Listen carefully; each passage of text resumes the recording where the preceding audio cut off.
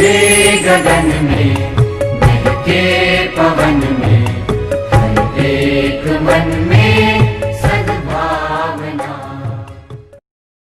नमस्ते विद्यार्थी मित्रों, सद्भावना स्कूल हळवद यूट्यूब चैनल पर आपનું સ્વાગત છે। ધોરણ 12 વિષય ગુજરાતી વાત કરતા હતા આપણે કાવ્ય નંબર 3 દમયંતી સ્વયંવરની અંદર। લાસ્ટ લેક્ચરમાં છે એ છેલ્લે આપણે વાત કરી હતી કે નારદજી છે એ દેવોની પત્નીઓને લઈ અને અંતરિક્ષમાં આવ્યા ત્યારે જે દમયંતીને પરણવાની ઈચ્છાથી બરાબર જે નળ રાજાના સ્વરૂપ લઈ અને જે દેવો આવ્યા હતા હવે છે એ લોકો શરમાઈ ગયા છે।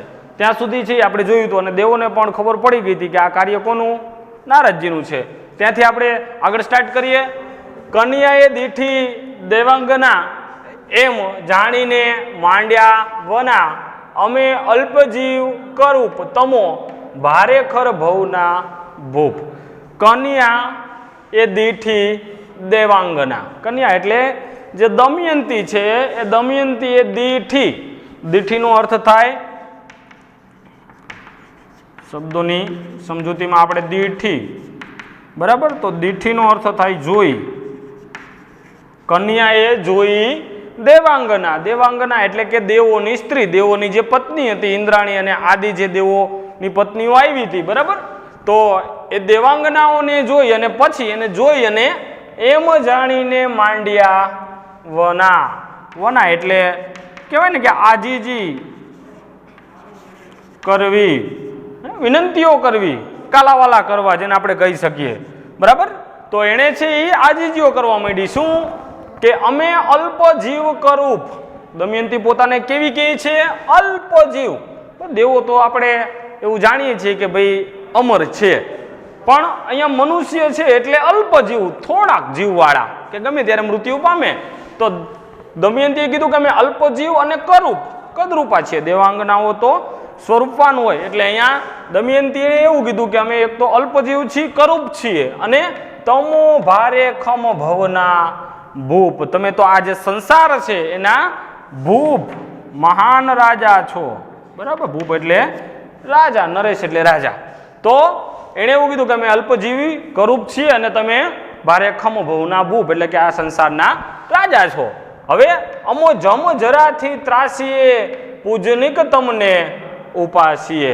દમયંતી શું કહે છે કે અમે જમ જરા, જમનો અર્થ થાય અહીંયા મૃત્યુ અને જરા, જરાનો અર્થ થાય ઘડપણ, વૃદ્ધાવસ્થા જેને આપણે કહીએ છીએ। તો દમયંતીએ શું કીધું કે અમે જમ જરા, ઘડપણ અને મૃત્યુથી ત્રાસીએ, દુઃખ પામીએ છીએ અને પૂજનિક તમને, પૂજનિક એટલે કોણ? અહીંયા જે દેવો હતા એ દેવોને દમયંતી શું કહે છે કે તમને ઉપાસીએ, તમારી ભક્તિ છે એ કરીએ છીએ। તમે અમને ભીમક રાજન, હું તમને પુત્રી સમાન। દમયંતીએ શું કીધું કે તમે અમને કેવા છો?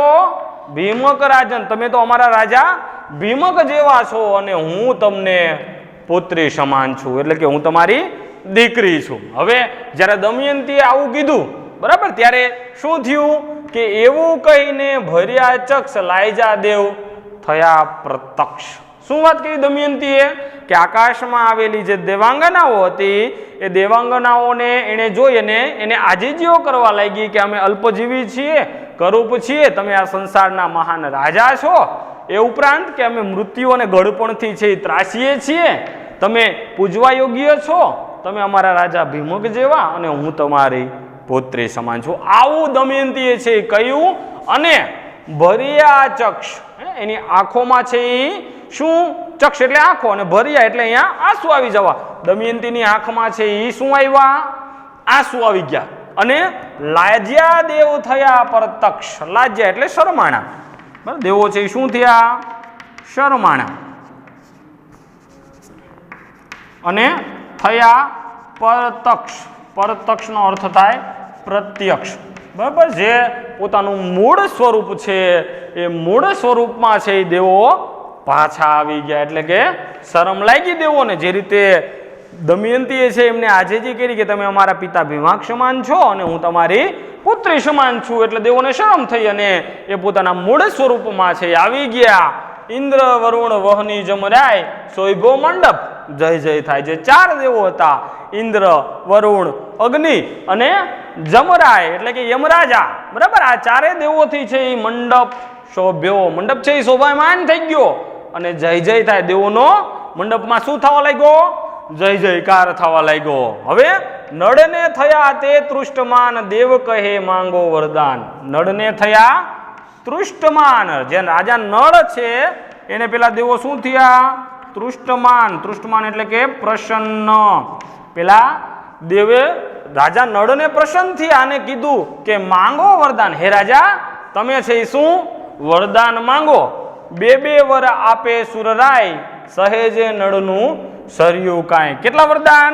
બે વર આપે સુરરાય. સુરરાય નો અર્થ શું થાય? સુરરાય અર્થાત કે ઇન્દ્ર, બરાબર. બધા દેવો, આમ તો એવું કહેવું હોય તો કહી શકાય કે બધા દેવોએ કેટલા? 2 વરદાનો છે આપ્યા, એટલે 4 દેવ અને 2 વરદાન, કુલ કેટલા વરદાન? 8 વરદાન. હવે સૌથી પહેલા કોણે વરદાન આપ્યું? ઇન્દ્રએ આપ્યું. અને એટલે જ સહેજે નળનું સરયું કાજ, જે કાર્ય છે એ સહેજ થોડુંક, સરયું એટલે કે સરળ છે એ બન્યું, આગળ વધ્યું એમ. હવે મોસ્ટ આઈએમપી પ્રશ્ન આપણા માટે પરીક્ષામાં પૂછાઈ શકે કે દેવોએ છે એ નળ રાજાને કેટલા વરદાનો આપ્યા, ક્યાં ક્યાં? નળ અને દમયંતીને જે વરદાનો આપ્યા છે એની વિસ્તૃત ચર્ચા કરો. તો અહીંયાથી આપણે સ્ટાર્ટ કરવાનું છે કે કમળમાળ આપી સુરરાય, લક્ષ વર્ષ નવ સુકાય.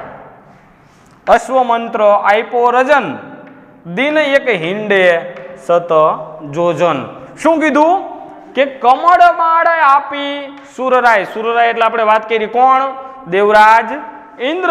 ઇન્દ્રએ છે શું આપ્યું? એક કમળમાળ એટલે કે કમળમાળા છે એ આપી. કેવી કમળમાળા? લક્ષ વર્ષ. લક્ષ એટલે કેટલી? લાખો. લક્ષ નો અર્થ થાય લાખો વર્ષ નવ સુકાય એટલે કે સુકાય નહીં તેવી કમળમાળા છે એ આપી. અને બીજું શું આપ્યું? કે અશ્વ મંત્ર આપ્યો રજન, દિન એક હિંડે સતજોજન. શું આપ્યું? અશ્વ મંત્ર, એક એવો મંત્ર આપ્યો. એ મંત્ર અશ્વના કાન. અશ્વ એટલે શું થાય? ઘોડો, બરાબર. અશ્વ અર્થાત કે ઘોડો. એ મંત્ર છે એ ઘોડાના કાનમાં બોલતા.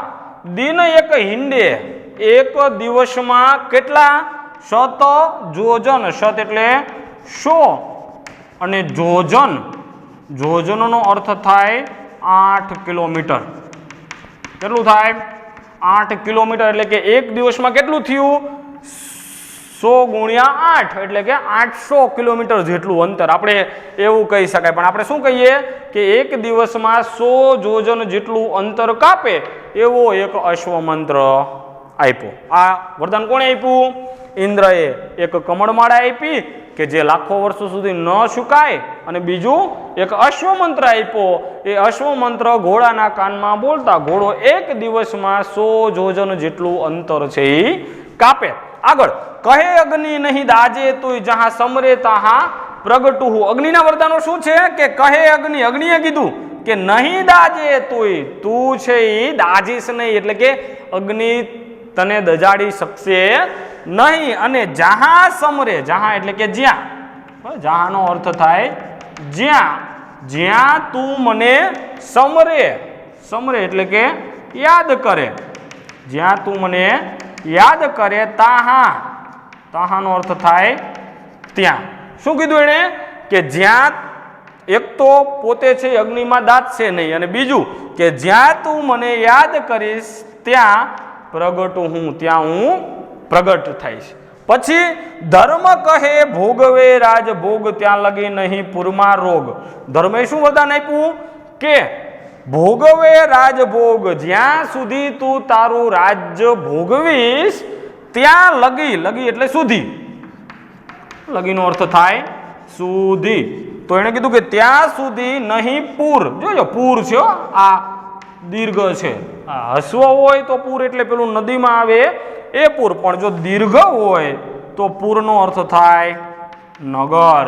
શું થાય? નગર. એને શું કીધું?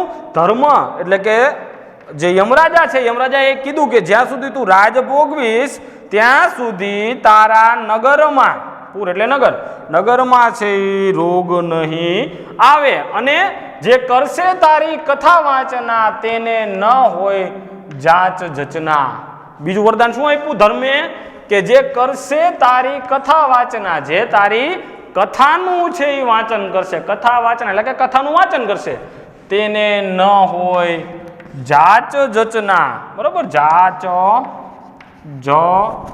જચના નો અર્થ થાય માગવું. બરાબર, એને છે એ ક્યાંય માંગવું પડશે નહીં, ન હોય જાચ જચના અર્થાત કે માંગવું નહીં પડે. ધર્મના બે વરદાન શું? કે જ્યાં સુધી રાજ ભોગવશે ત્યાં સુધી એના નગરમાં રોગ નહીં આવે, અને જ્યાં સુધી જે લોકો તારી કથાનું વાંચન કરશે એને ક્યારે માંગવું પડશે નહીં. અને છેલ્લે વૈધા વરુણ, કે વરુણ કહે સાંભળ ન રાય સૂકું વૃક્ષ નવ પલ્લવ થાય. શું કીધું વરુણે?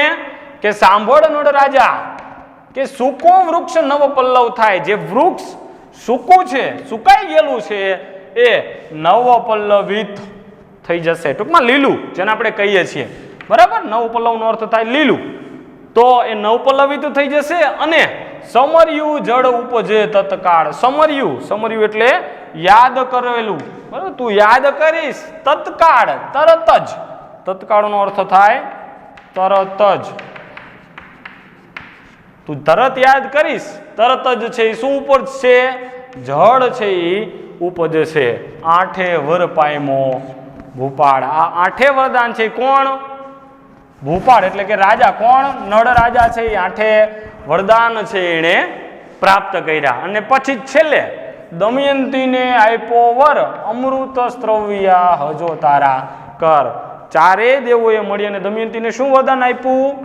વર એટલે વરદાન. બરાબર, દમયંતીને છે વરદાન આપ્યું. કયું? કે અમૃત સ્ત્રવ્યા. અમૃત સ્ત્રવ્યા. બરાબર, અમૃત સ્ત્રવ્યાનો અર્થ શું થાય?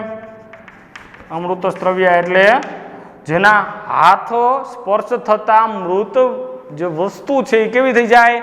સજીવન થઈ જાય. એને શું કહેવાય? અમૃત સ્ત્રવ્યા. તો દમયંતીના હાથ, કર એટલે હાથ. બરાબર, કર એટલે કે હાથ છે કેવા થઈ જાય? અમૃત સ્ત્રવ્યા છે એ થઈ જાય. કુલ 8 વરદાન છે નળરાજા અને 1 વરદાન છે એ દમયંતી છે એ પ્રાપ્ત કરી. ફરીથી વાત કરું છું, મોસ્ટ આઈએમપી પ્રશ્ન છે કે આપણને પૂછાય કે નળ અને દમયંતીને છે એ દેવો તરફથી કયા વરદાનો છે એ પ્રાપ્ત થયા. તો સૌથી પહેલા દેવરાજ ઇન્દ્રએ છે એ વરદાન આપ્યા. દેવરાજ ઇન્દ્રએ શું કીધું? કે લાખો વર્ષો સુધી ન સુકાય તેવી કમળમાળા આપી અને એક અશ્વ મંત્ર આપ્યો કે જે અશ્વ મંત્ર ઘોડાના કાનમાં બોલતા ઘોડો દિવસમાં 100 યોજન જેટલું અંતર છે એ કાપે. ત્યાર પછી બીજા દેવ ઇન્દ્રદેવે છે એ 2 વરદાન આપ્યા કે જ્યાં નળ રાજા છે એ અગ્નિથી દાજશે નહીં, અને જ્યારે પણ નળ રાજા અગ્નિને યાદ કરશે ત્યારે એ હાજર થઈ જશે. ત્રીજું વરદાન ધર્મરાજા, એણે 2 વરદાન આપ્યા કે જ્યાં સુધી એ રાજ ભોગવશે ત્યાં સુધી છે એના રાજ્યમાં કોઈ રોગ નહીં આવે, અને જે પણ લોકો તારી કથાનું વાંચન કરશે એને ક્યારેય છે માગવું પડશે નહીં. અને છેલ્લે વરુણે છે એ 2 વરદાન આપતા કહ્યું કે એક, તારા રાજ્યમાં સુકાયેલા વૃક્ષો નવ પલ્લવિત થઈ જશે, અને તું જ્યારે યાદ કરીશ ત્યારે તત્કાળ જળ છે એ ઉત્પન્ન થશે. અને લાસ્ટમાં છે ચારે દેવોએ દમયંતીને વરદાન આપ્યું કે તારા હાથ છે એ અમૃત સ્ત્રવ્યા છે એ બની જાય. આગળ, સર્વે સ્તુતિ કીધી દેવતા તણી વિમાને બેસી ગયા સ્વર્ગ ભણી. હવે શું કીધું? કે સર્વે સ્તુતિ, બધાએ છે શું કરી? સ્તુતિ, પ્રાર્થના કરી. અને કોની કરી? દેવતા તણી, દેવતાઓની પ્રાર્થના કરી. એટલે દેવતાઓ હવે વિમાને બેસી ગયા સ્વર્ગ ભણી. વિમાનમાં બેસી અને દેવતાઓ ક્યાં ગયા? સ્વર્ગમાં છે ચાલ્યા ગયા. આ તરફ દમયંતી હરખી તત્કાળ નળને કંઠ આરોપી માળ. દમયંતી છે તત્કાળ, તરત જ શું?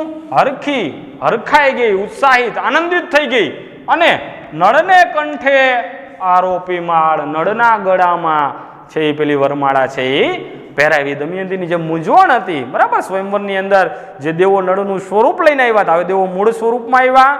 રાજા નળ ઉપર પ્રસન્ન થઈ, એણે છે એને 8 વરદાનો આપ્યા. બધા દેવોએ 2 વરદાન, દમયંતીને વરદાન આપ્યા. બધાએ દેવોની સ્તુતિઓ કરી. દેવો છે એ સ્વર્ગમાં ગયા આ તરફ દમયંતી છે એ આનંદિત હરખાઈ અને નળના ગળામાં પેલી જે વરમાળા હતી એ વરમાળા છે એણે પહેરાવી દીધી.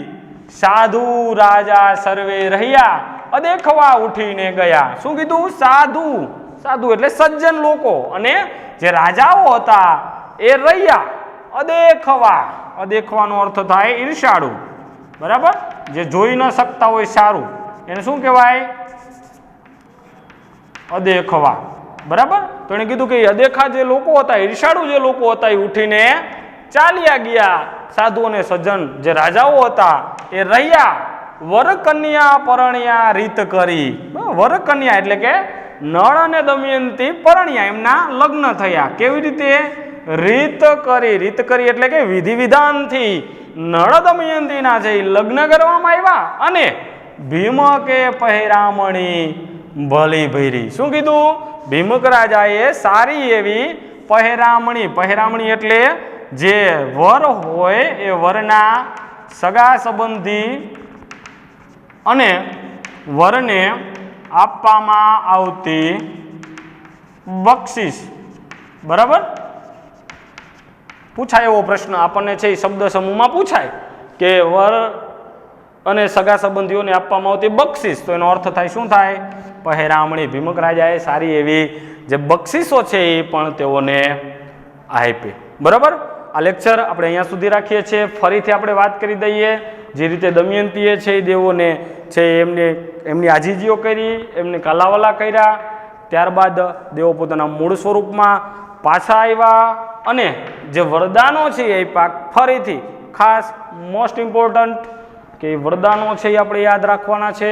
બરાબર? અને અહીંયા છેલ્લે આપણે છે જે રીતે નળ દમયંતીના લગ્ન થયા અને ભીમકે પણ સારી એવી જે ભેટ છે એ એમને આપી. બરાબર? અહીંયા સુધી રાખીએ છીએ. આભાર.